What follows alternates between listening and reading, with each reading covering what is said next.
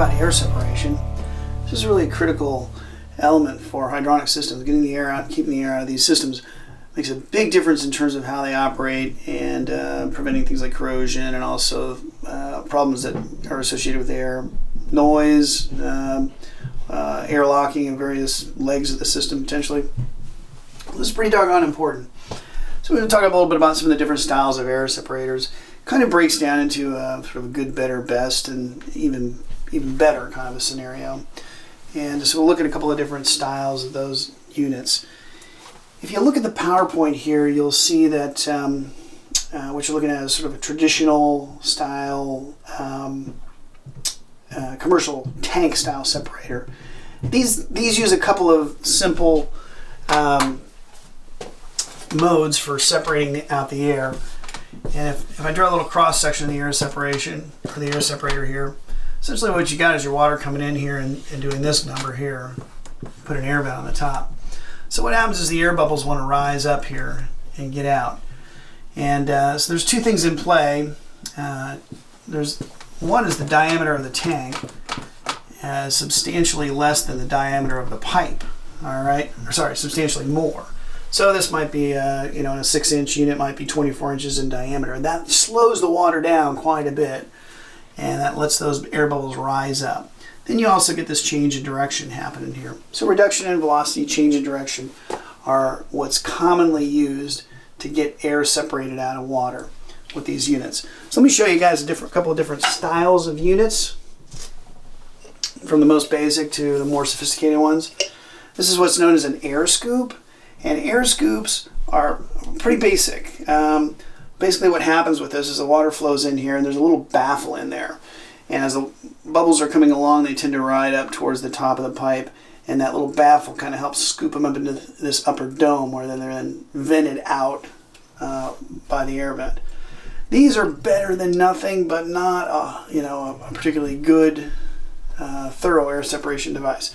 So we'll see them used sometimes on smaller systems. We often sell them, 3/4 inch pipes all the way up through 2 inch. They are available in larger commercial style units all the way up through 8 or more, but typically not recommended for those systems. Here's another little bit more sophisticated air separator. This is what's known as a Vortec, and it's actually got connections that are sort of tangential to the side of the chamber of the air separator, and what that does is it gets a vortex or a swirling happening inside this thing. That vortex or that tornado, the center of the tornado actually has lower pressure, and that lower pressure will let the bubbles get bigger and helps them rise up and be separated more easily. So this one uses not only velocity reduction, but it uses that sort of vortex or tornado. So the last most sophisticated style air separator is what's known as this coalescing medium style air separator. And these use some kind of medium inside the chamber.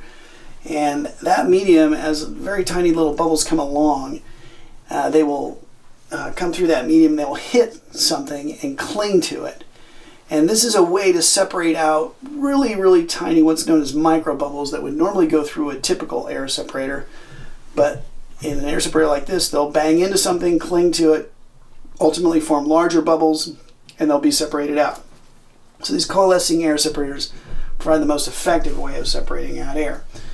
In fact, if you locate these in the ideal spot in the hydronic system, which we're going to talk about here in the next section, they will literally let you scavenge air from out in the system. So if we strategically locate this thing in the best spot, we can essentially end up with water that would be below saturation as it goes out into the system, and that would let us bring air back from the system. So that's what can happen with these coalescing style air separators. There's a kind of jumping back to that coalescing style air separator. There's a shot of a commercial style air separator, and you can see how that bundle of coalescing medium sits in there. Interestingly, in these more current designs, we are often seeing people go for a combination air and dirt separator. So in this coalescing style air separator, the bottom barrel there is extended and dirt can separate out, and it lets you do two things: separate the air out and also get the dirt and debris out of the system. So the last little thing is this diagram here that shows the solubility of air and water.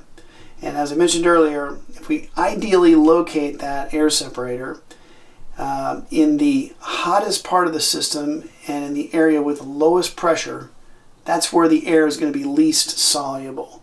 So anyway, what you're seeing here with the solubility chart showing us that the solubility of air varies with temperature and pressure. So if you have the coldest water and the highest pressure, that will hold the most air. The hottest water and the lowest pressure, that will hold the least air. So we're going to use that to our advantage in terms of locating that air separator.